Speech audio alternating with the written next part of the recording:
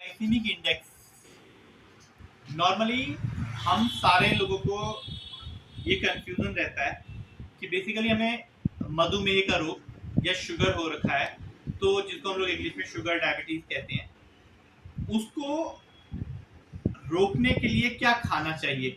कई लोग सोचते हैं कि बिल्कुल खाना बंद कर दें। अगर आप बिल्कुल खाना बंद कर देंगे तो वो भी आपके जो ब्लड ग्लूकोज लेवल है उसको गिरा देगा। अगर हम लोग बहुत ज्यादा खाना खाएंगे तो वो हमारा जो ब्लड ग्लूकोज लेवल है, जो पीपीबीएस होता है, ब्लड शुगर लेवल होता है, उसको बहुत ज्यादा इंक्रीज कर देगा। फिर उसका किडनी और हार्ट और बाकी चीजों पर गलत इफेक्ट पड़ेगा।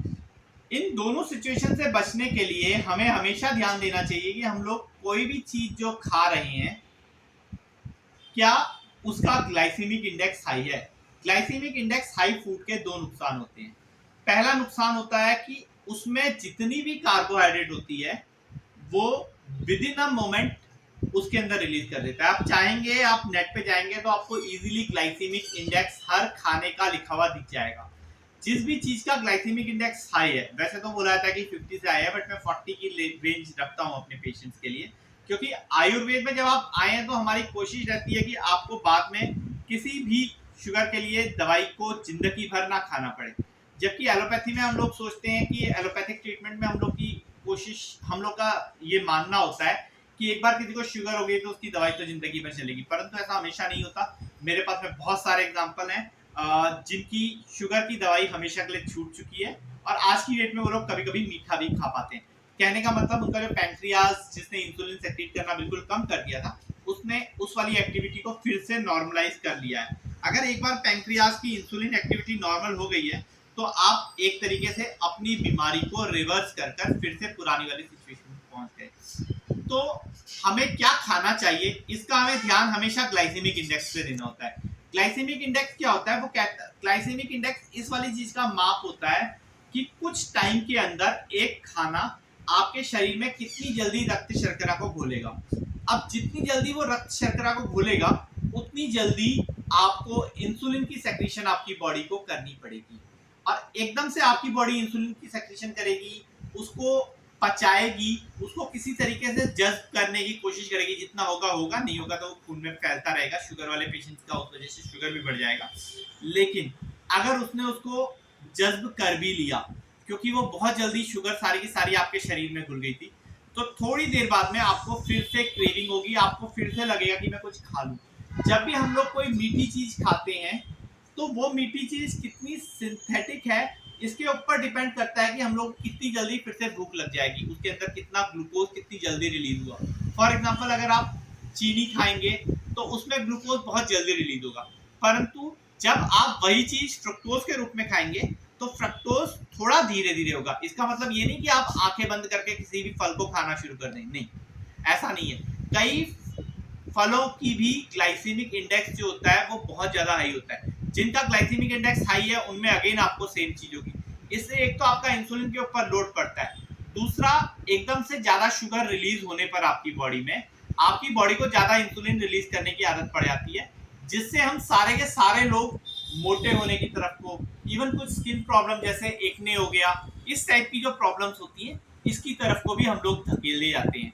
इसलिए जिस भी चीज का ग्लाइसेमिक इंडेक्स हाई है उस वाली चीज को मत खाइए। मैंने आपको बताया कि ग्लाइसेमिक इंडेक्स मतलब कितनी जल्दी वो हमारे शरीर में, हमारे शरीर के खून में चीनी को घोल रहा है। शरीर में चीनी के ज्यादा घुलने में हेल्पफुल होगा जितनी रिफाइंड चीज होगी। अगर आप गन्ना खा रहे हैं तो गन्ने से थोड़ा धीरे हमारे अंदर सेक्रेट होगा शुगर, उसके मुकाबले गुड़ से थोड़ा जल्दी होगा, उसके मुकाबले चीनी से थोड़ा और जल्दी होगा। इसके अलावा अगर कोई रिफाइंड शुगर है तो उससे और जल्दी हमारे शरीर में चीनी घुलेगी। इसी तरीके से ही अगर आप गेहूं खा रहे हैं, प्रॉपर गेहूं तो हम लोग खाते नहीं है नॉर्मली, परंतु अगर आप गेहूं का पफ वगैरह कुछ खा रहे हैं तो उसकी वजह से हमारे शरीर में एकदम से चीनी का सेक्रेशन नहीं होगा। अगर आप गेहूं से दलिया खा रहे हैं तो उसकी वजह से भी धीरे धीरे सेक्रेट होगा। लेकिन जब आप दलिये से आटे में आ जाते हैं तो चोकर अगर आपके आटे में ज्यादा मिला हुआ है फिर तो आपके शरीर में वो शुगर घोलने में थोड़ा सा टाइम लगाएगा। परंतु अगर चोकर नहीं लगा हुआ है, तो अगर उसमें चोकर नहीं मिला हुआ है आटे में, क्योंकि उसमें फाइबरस कंटेंट जो होता है वो चोकर के अंदर होता है। तो अगर उसके अंदर चोकर नहीं मिला हुआ है तो वो चीनी घोलने में बिल्कुल टाइम नहीं लगाएगा। चीनी घोलने में टाइम नहीं लगेगा, इससे आपको शुगर रिलेटेड आपकी प्रॉब्लम्स एग्रेवेट होना मतलब बढ़ जाने के चांसेस जो होते हैं वो ज्यादा होते हैं। इसलिए हमें कभी भी जितना नेचुरल खाना खा सकते हैं उतना नेचुरल खाएं, ठीक है। इसके बाद में आप कई लोग आटे का ऐसा होता है कि उन लोग के आटे में से चोकर भी निकला होता है। अगर चोकर निकला हुआ है तो थोड़ा ज्यादा जल्दी चीनी घुलेगा। इसके बाद में आजकल तो जो बहुत इजीली हम लोग जो चीजें खाते हैं, जैसे हो गया ब्रेड हो गया, जैसे हो गया बन हो गया, जैसे हो गया बेकरी के दूसरे आइटम हो गए, अक्सर उनमें आपने देखा होगा मैदा यूज होता है। कहने को मैदा भी गेहूं का ही बना होता है, परंतु मैदे में दो प्रॉब्लम होती है। एक तो उसका व्हीट जर्म ऑयल जो होता है, जब हम लोग मैदा बनाने लगते हैं आटे से तो वो उड़ जाता है, क्योंकि उसके लिए बहुत ज्यादा हम लोग को उसको पीसना होता है। बहुत ज्यादा पीसने के चक्कर में गर्मी से वो व्हीट जर्म ऑयल जो होता है वो उड़ जाता है। प्लस जब हम लोग मैदा बना रहे होते हैं तो जो व्हीट का बाहर वाला एरिया होता है जिसके अंदर थोड़ा सा सेल्यूलोज होता है, उस वाले एरिया को भी हम लोग निकाल देते हैं। इस तरीके से हम लोगों ने अगेन अपना जो सिस्टम है उसको और बिगाड़ लिया। हमने जो मैं चोकर वाली बात कर रहा था वो चोकर हमने बिल्कुल निकाल कर फेंक दिया। तीसरी चीज, जब भी आप लोग कुछ भी बन बेकरी का आइटम वगैरह खाते हैं तो आपको लगता है शायद आप आटे की चीज खा रहे हैं, परंतु आप आटे की चीज कभी नहीं खा रहे, आप मैदे की चीज खा रहे हैं जिसका ग्लाइसेमिक इंडेक्स अगेन हाई। अब हम लोग आते हैं ग्लाइसेमिक लोड पे। ग्लाइसेमिक लोड मतलब होता है कि किसी चीज के अंदर कितनी चीनी है प्लस वो उसको हमारे शरीर में कितनी जल्दी घोल रहा है। इन दोनों चीजों को मिलाकर जो एक आंकड़ा बनता है उसको हम लोग ग्लाइसेमिक लोड कहते हैं। अगर किसी चीज का ग्लाइसेमिक इंडेक्स कम है लेकिन ग्लाइसेमिक लोड ज्यादा है तो आप उस चीज को बहुत थोड़ी मात्रा में प्रयोग कर सेफ रह सकते हैं। फॉर एग्जाम्पल घी का जो ग्लाइसेमिक इंडेक्स होता है वो बहुत लो होता है, ग्लाइसेमिक लोड जो होता है वो ज्यादा होता है। अब इस वजह से हम लोग नॉर्मली घी को ज्यादा प्रयोग नहीं करते, परंतु घी को बिल्कुल बंद कर देना आपकी हड्डियों के लिए नुकसानदेह होता है। इसलिए आपके लिए बेहतर रहेगा कि आप घी को थोड़ा बहुत खा सकते हैं, पूरे दिन भर में 1 चम्मच 1.5 चम्मच टाइप सिचुएशन। पर जितनी भी रिफाइंड चीजें हैं, रिफाइंड फ्लोर हो गया, इसके अलावा चावल हो गया, चावल का आटा जो हम लोग बनाते हैं, ये सारी की सारी चीजें ग्लाइसेमिक इंडेक्स में हाई होने की वजह से, ग्लाइसेमिक लोड में हाई होने की वजह से आपको नहीं खानी है। ये आपके लिए बहुत ज्यादा बेटर सिचुएशन रहेगा। इसलिए अगली बार जब भी आपको कंफ्यूजन हो कि आपको शुगर में क्या चीज खानी है, तो एक चीज का सबसे पहले याद रखिएगा। सबसे पहले तो हर चीज को, अगर आप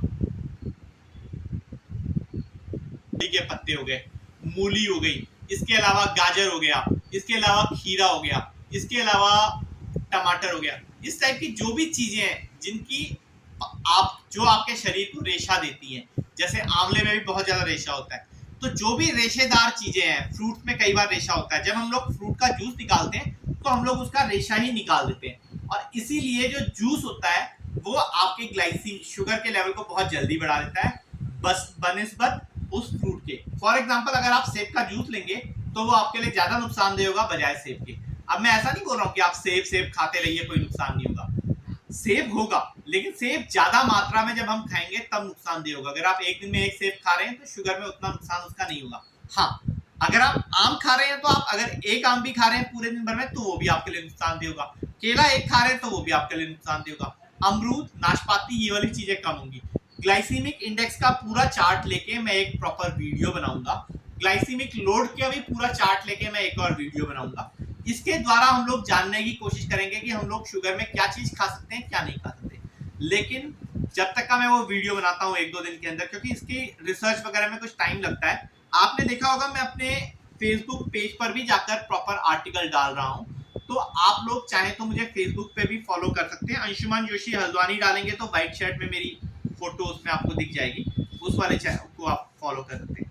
तो ये इस तरीके से आप अपने जितने भी आपके जान पहचान में किसी को शुगर है या आपको खुद को शुगर है, तो आपको क्या चीज खाना चाहिए, क्या नहीं खाना चाहिए, इस वाली चीज पे फैसला ले सकते हैं। भगवान धन्वंतरी से आप सबके स्वास्थ्य की मंगल कामना के साथ मैं डॉक्टर अंशुमान जोशी आपसे विदा लेता हूँ। जय धन्वंतरी, जय आय।